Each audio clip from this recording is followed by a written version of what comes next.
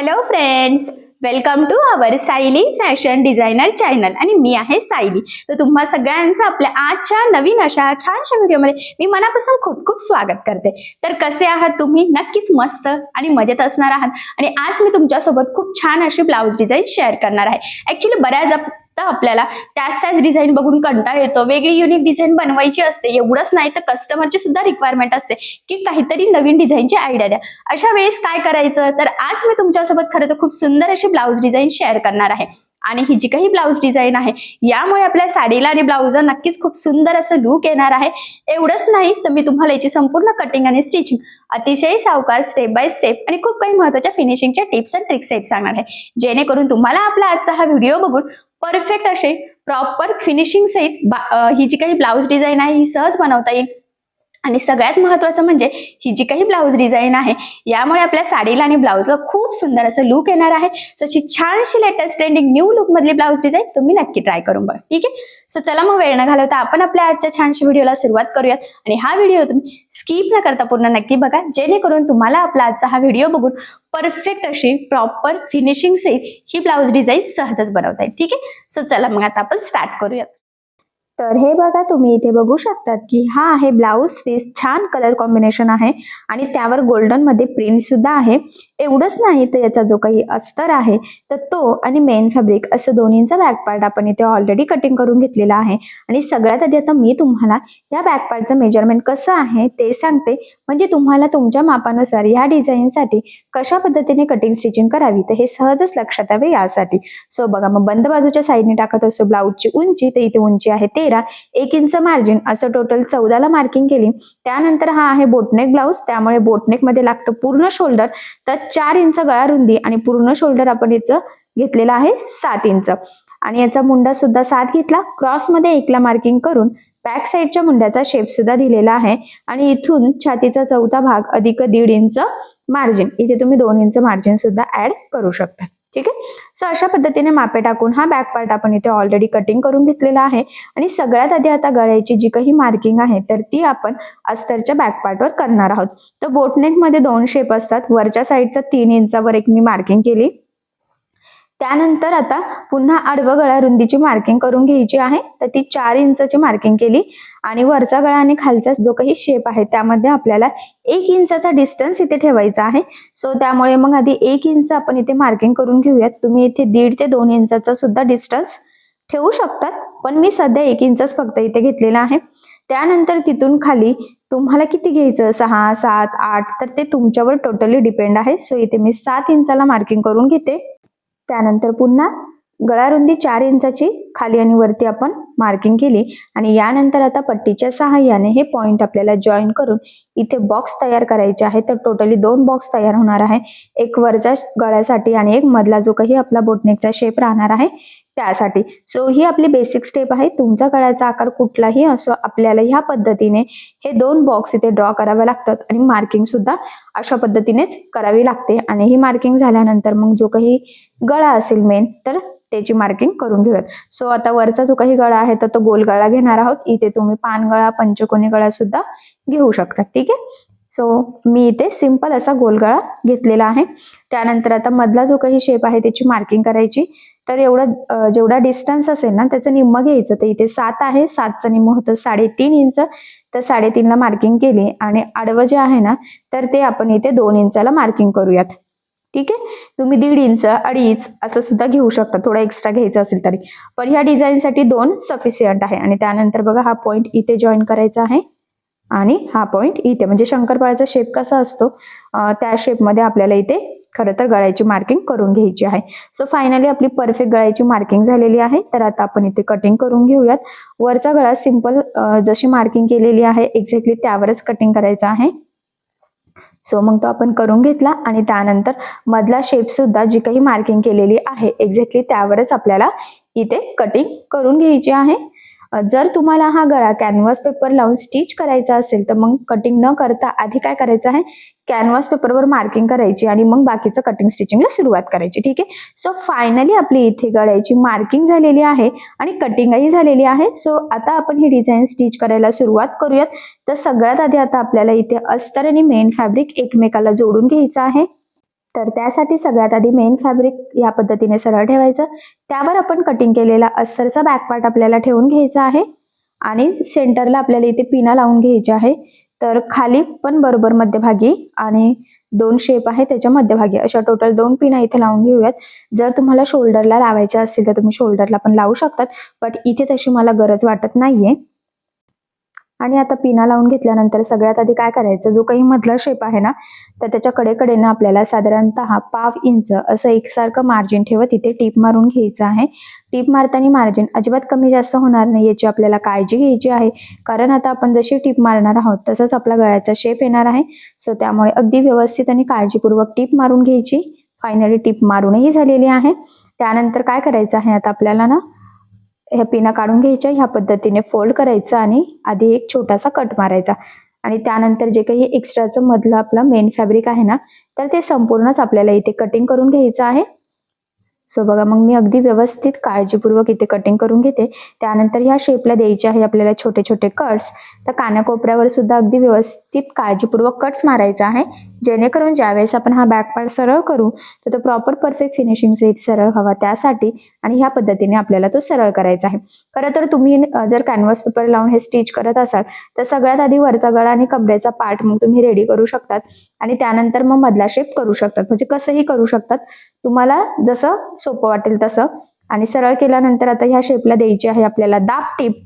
So दाब टीप देताना जो काही आपला हातला अस्तरचा कपडा आहे तर तो वरती दिसणार नाही याची आपल्याला काळजी घ्यायची आहे, जेणेकरून आपली फिनिशिंग अगदी परफेक्ट येईल आणि आपला जो काही शेप आहे तर तो सुद्धा अगदी प्रॉपर यावा, त्यासाठी ही स्टेप खूपच इम्पॉर्टंट आहे. ठीक आहे. सो बघा, मग फायनली आपण इथे दाब टीप देऊन घेतलेली आहे आणि यानंतर आता कडेकडेने आपल्याला अस्तर आणि मेन फॅब्रिक एकमेकाला जोडून घ्यायचं आहे. आता हे जोडताना जेवढं शक्य आहे तेवढं कमीत कमी मार्जिन इथे आपल्याला पकडायचं आहे, कारण हे मार्जिन आपण कुठेही कॅल्क्युलेट केलेलं नसतं. त्याचबरोबर जोडताना कुठे गोळा होणार नाही, तिरकं जाणार नाही, तर ह्या छोट्या मोठ्या गोष्टींची सुद्धा आपल्याला काळजी घ्यायची आहे. सगळ्यात महत्वाचं म्हणजे आपली गळारुंदी सुद्धा स्प्रेड होणार नाही, कारण जर गळारुंदी स्प्रेड झाली तर तिथं उचकल्यासारखं दिसतं, बऱ्याचदा शोल्डर उतरतं. सो तसं होऊ देऊ नका. ठीक आहे. आणि फिटिंगला पण प्रॉब्लेम हा येतच असतो. सो बघा, मग फायनली अशा पद्धतीने आपण हे एकमेकाला जोडून घेतलं. त्यानंतर आता जे काही एक्स्ट्राचा मेन फॅब्रिक म्हणजेच ब्लाऊज पीसचा जो काही एक्स्ट्राचा कपडा आहे तर तो इथे आपल्याला कटिंग करून घ्यायचा आहे, म्हणजे परफेक्ट मापाचा बॅक पार्ट आपला इथे रेडी होईल. कारण तुम्हाला सगळ्यांनाच माहित आहे अस्तरवर आपण परफेक्ट कटिंग करत असतो, पण ब्लाऊज पीसचा कपडा आपण थोडंसं एक्स्ट्राचं मार्जिन ठेवून कटिंग करतो. खरं तर म्हणूनच मग इथे काय करायचं, मधला शेप रेडी झाल्यावर अस्तर मेन फॅब्रिक एकमेकाला जोडून घ्यायचं आणि एक्स्ट्राचं कट करून पुढची डिझाईन बनवण्याच्या आधी परफेक्ट पार्ट हा रेडी करून घ्यायचा आणि जेवढा आपला अस्तर आहे अगदी त्याच लेवलमध्ये आपल्याला ते ठेवायचं आहे. ठीक आहे. सो बघा, मग फायनली अगदी परफेक्ट असा आपला हा पार्ट रेडी झाला. खाली पण आपलं किंचित एक्स्ट्रा होतं, खूप काही नव्हतं पण थोडंफार होतंच आणि तो पार्ट जरा जाडसर होता, म्हणून मग तो सुद्धा आपण इथे कट करून अगदी व्यवस्थित करून घेतलं. ठीक आहे. आय होप सो इथपर्यंत तुमच्या लक्षात आलेलं असेल. आता यानंतर आपल्या गळ्याला आणि कमरच्या साईडला कमरपट्टी लावून घ्यायची आहे. सो त्यासाठी आता पट्टा कट करूयात. तर लक्षात राहू द्या, कमरपट्टीसाठी सरळ पट्टी लागणार आहे आणि गळ्यासाठी आपल्याला स्ट्रेचेबल कपडा म्हणजेच तिरक्या पट्ट्या कट करून घ्यायच्या आहेत. तर मी इथे मार्किंग करून घेतली आणि आता ही जी काही मार्किंग केलेली आहे ना तर त्यावरच आपण एक्झॅक्टली इथे कटिंग करून घेऊयात. तर ही जी काही पट्टी आहे तर याची रुंदी ना 1 इंचाची आहे. ठीक आहे. आणि मला असं वाटतं की एवढी आपल्याला पट्टी सफिशियंट नाहीये, गळ्याला अजून थोडासा लागणार आहे. आणि साईडचं पण आता आपण कट करून घेतलं आणि छोटीशी अजून एक पट्टी इथे कट करून घेऊयात आणि हे 2 पट्ट्या आपण जॉईन करून घेऊयात, जेणेकरून आपल्याला गळ्याला गळापट्टी कमी पडायला नको यासाठी.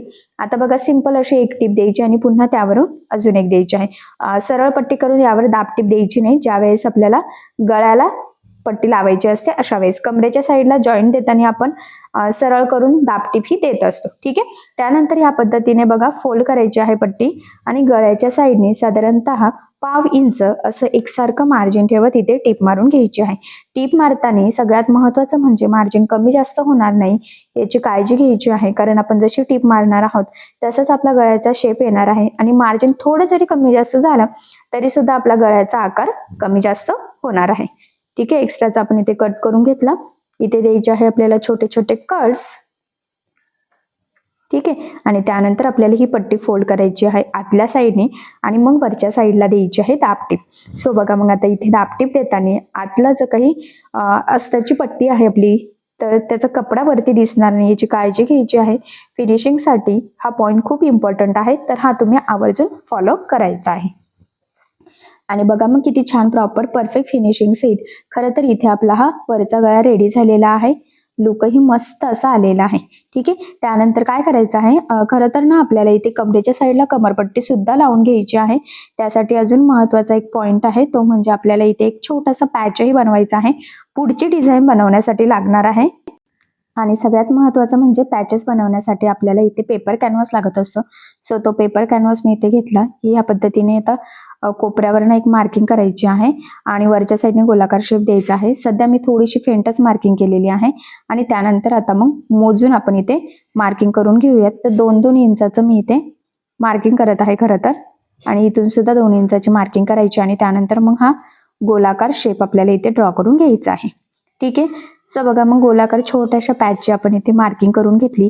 आता आपण कटिंग करूयात. तर सगळ्या साईडने थोडंसं मार्जिन आपल्याला इथे ठेवायचं आहे आणि खालच्या साईडने तर जास्त पाहिजे नाही, गोलाकार शेपच्या साईडने थोडंसंच ठेवलं तरी सुद्धा चालेल. आता यासाठी आपल्याला लागणार आहे मेन फॅब्रिक आणि अस्तर असं दोन्ही पण. सो मग त्यासाठी मी इथे थोडासा अस्तरचा पार्ट कट करून घेते, आपल्याला पॅच बनवण्यासाठी लागणार आहे. सो त्यामुळे आणि आता हा कट झाल्यानंतर मी म्हटल्याप्रमाणे आपल्याला मेन फॅब्रिकही लागणार आहे. मेन फॅब्रिक म्हणजेच ब्लाऊज पीसचा कपडा. तर बघा हा इथे छोटासा तुकडा आहे, तर तो आपल्याला पुरतोय, तर तोच आपण इथे यूज करूयात. सो चला मग पॅच बनवायला सुरुवात करूयात. तर त्यासाठी काय करायचं, सगळ्यात आधी आपला जो काही मेन फॅब्रिक म्हणजे ब्लाऊज पीसचा कपडा आहे तर तो सरळ ठेवायचा, त्यावर अस्तरचा कटिंग केलेला पार्ट ठेवायचा आणि मग त्यावर आपल्याला ठेवायचा आहे कॅनव्हास पेपर. आणि सगळ्यात आधी जी काही गोलाकार मार्किंग आहे ना, त्यावर आपल्याला इथे टीप मारून घ्यायची आहे, एक्झॅक्टली जी मार्किंग आहे त्यावरच. आणि मग एक्स्ट्राचं कट करायचं सगळ्या साईडचं आणि गोलाकार शेपच्या तिथे द्यायचे आहे छोटे छोटे कट्स, जेणेकरून ज्यावेळेस आपण हा पार्ट सरळ करू बघा ह्या पद्धतीने, तर त्याचा गळ्याचा आकार अगदी प्रॉपर व्यवस्थित यावा त्यासाठी. आणि मग आता गोलाकार जो काही भाग आहे तिथे द्यायची आहे आपल्याला दाबटीप. ठीक आहे. आणि त्यानंतर सगळ्या साईडनी म्हणजे दोन्ही उरलेल्या साईडनी सिंपल अशी टीप मारून आपल्याला ते जॉईंट करून घ्यायचं आहे आणि मग किंचितचं एक्स्ट्राचं कटही करून घेऊयात. सो बघा मग अशा पद्धतीने हा पॅच आपला इथे तयार झाला. त्यानंतर ह्या पद्धतीने फोल्ड करून मध्यभागी एक मार्किंग करून घ्यायची आहे आणि मग तो इथे आपल्याला कसा बसतोय तर ते सुद्धा आपण एकदा चेक करून घेऊयात. आणि इथे डिझाईन बनवण्यासाठी आपल्याला नॉट लागणार आहे, तर अंदाजे किती लागेल तर ते मी एकदा मोजून घेतलं आणि बरोबर मग त्या साईडच्या उरलेले सगळे नॉट्स इथे मी कट करून घेते. खरं तर टोटल आपल्याला इथे 4-5 तरी लागणार आहे. सेंटरचा एक आणि दोन्ही साईडला 4-4 जर म्हटलं तर असे टोटल 4 आणि 4 8 आणि मध्यभागी 1 असे टोटल मग आपल्याला इथे 9 लागणार आहे. तर मग मी कट करून घेते. ही रेडीमेड गोल्डन कलरची नॉट मी घेतलेली आहे. तुम्ही रेडीमेड मॅचिंग नॉट जर तुम्हाला यूज करायची असेल तर तुम्ही इथे करू शकतात, काही प्रॉब्लेम नाही. बट मी इथे काही मॅचिंग करणार नाहीये, गोल्डन करते. असंही ब्लाऊज पीसवर गोल्डन वर्क आहे म्हणजे प्रिंट आहे आणि गोल्डन कलर असा आहे की तो इझिली कशावरही मॅच होतो. सो त्यामुळे तुम्ही सुद्धा कुठलाही तुमचा कलर असेल ब्लाऊज पीसचा तरी गोल्डन नॉट यूज करू शकतात. आणि जर तुम्हाला कापडी बनवायची असेल तर मग तुम्ही कापडीही बनवू शकता. ठीक आहे. सो अशा पद्धतीने मग इथे नॉट कट झालेल्या आहेत, तर आता आपण त्या जोडून घेऊयात. तर बघा एक सेंटरला आणि इथून ना जी मार्किंग केली होती ना, खरं तर तिथे मी जोडायला स्टार्ट करते. सगळ्यात पहिला आपल्याला तिथेच लावायची आहे आणि त्यानंतर मी म्हटलं की मध्यभागापासून वरती 4 खाली 4 आणि मध्यभागी 1 लावायची आहे. तर मी व्यवस्थित सेम डिस्टन्स ठेवत आधी ठेवून घेतल्या आणि मग टीप मारून ते जॉईन करून घेत आहे. सो टीप मारताना अगदी सावकाश टीप मारायची आहे, बऱ्याचदा त्या वर खाली कमी जास्त होऊ शकतात, सो तसं होऊ देऊ नका. आणि मग सेंटर पासून बरोबर पुन्हा खालच्या साईडला सुद्धा त्या नॉट अगदी प्रॉपर असं व्यवस्थित सेट करायचे आहे आणि मग टीप मारून घ्यायची. ठीक आहे. सो बघा मग फायनली अशा पद्धतीने आपला हा छान छोटासा पॅच रेडी झाला. आता ह्या पॅचला जो काही गोलाकार पार्ट आहे ना तिथे एक लेस लावून घेऊयात. इथे तुम्ही तुमच्या आवडीनुसार कुठलीही लेस लावू शकतात, बट इथे मी गोल्डन लेस घेतलेली आहे. असं ही गोल्डन कलरची लेस सुद्धा इझिली कशावर मॅच होते. छान अशी नाजूक छोटीशी डिझायनर लेस आपण इथे घेतली आहे. इथे तुम्ही तुमच्या आवडीनुसार कुठलीही लेस यूज करू शकतात किंवा कस्टमरच्या चॉईसनुसार, पण इथे नाजूक छोटीशी जास्त उठून दिसेल, सो त्यामुळे मग तुम्ही सुद्धा नक्कीच करू शकतात. ठीक आहे. आणि लेसच्या दुसऱ्या साईडने सुद्धा डबल टिप देऊन घेतली. सो बघा मग फायनली आपला हा छोटासा पॅच रेडी झालेला आहे.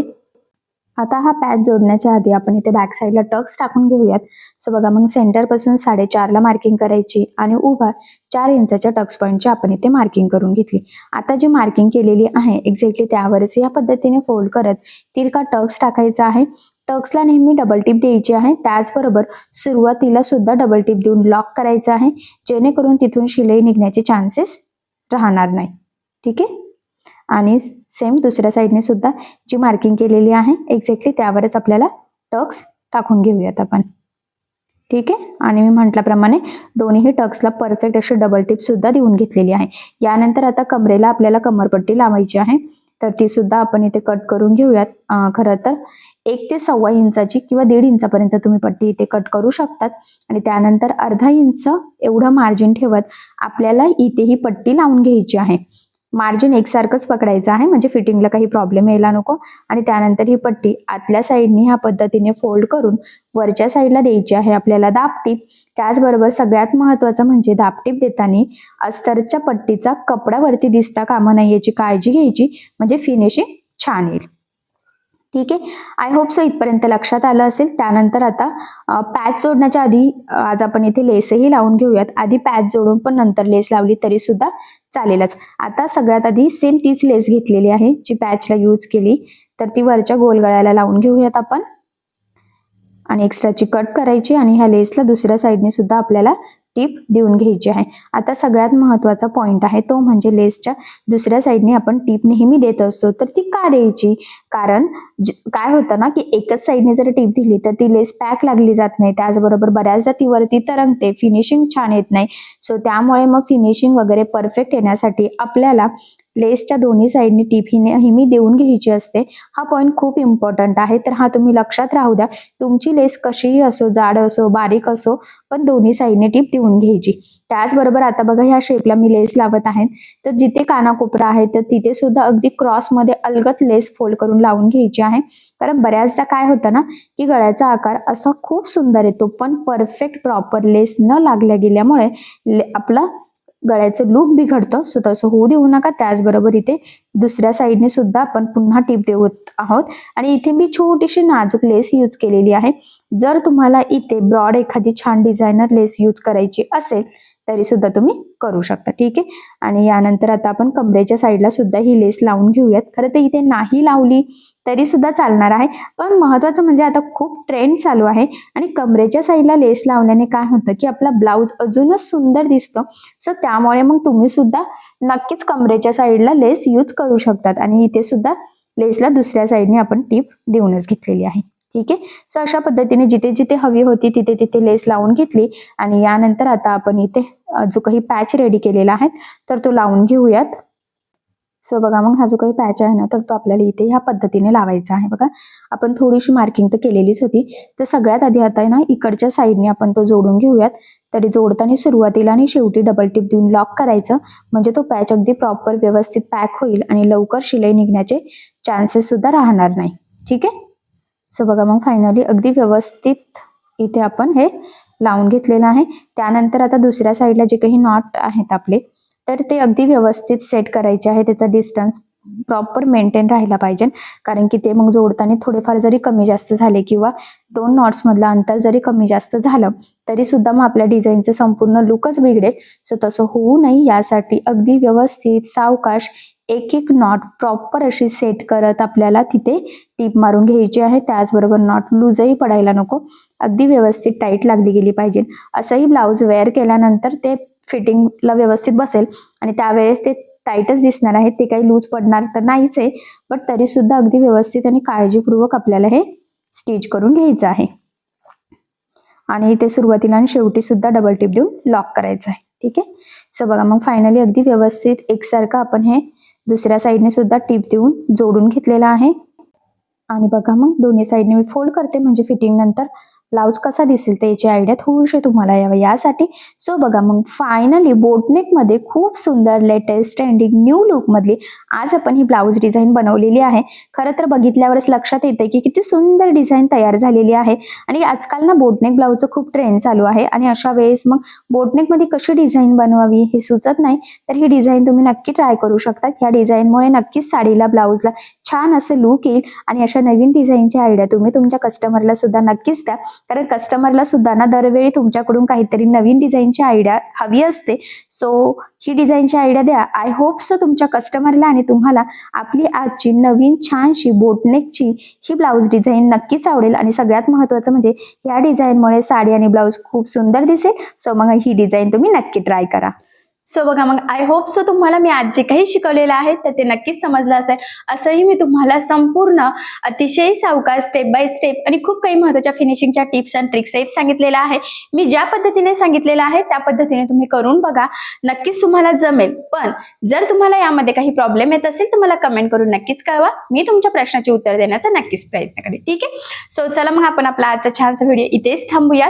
आणि तुम्हाला आपला आजचा व्हिडिओ कसा वाटला हे मला नक्कीच कळवा. त्याचबरोबर आपला आजचा व्हिडिओ आवडला असेल तर व्हिडिओला लाईक करायला विसरू नका. आणि असेच नवनवीन छानसे व्हिडिओज बघण्यासाठी आपल्या सायली फॅशन डिझायनर या चॅनलला सबस्क्राईब करा.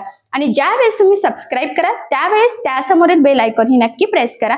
त्यामुळे काय होईल, जेव्हा मी नवीन व्हिडिओज टाकेल त्याचं नोटिफिकेशन तुम्हाला तुमच्या मोबाईलवर येईल. ठीक आहे. सो चला मग भेटूया पुन्हा नवीन अशा छानशा व्हिडिओमध्ये. तोपर्यंत टेक केअर, काळजी घ्या. आणि आपला आजचा व्हिडिओ शेवटपर्यंत पूर्ण बघितल्याबद्दल thank you so much. Bye bye.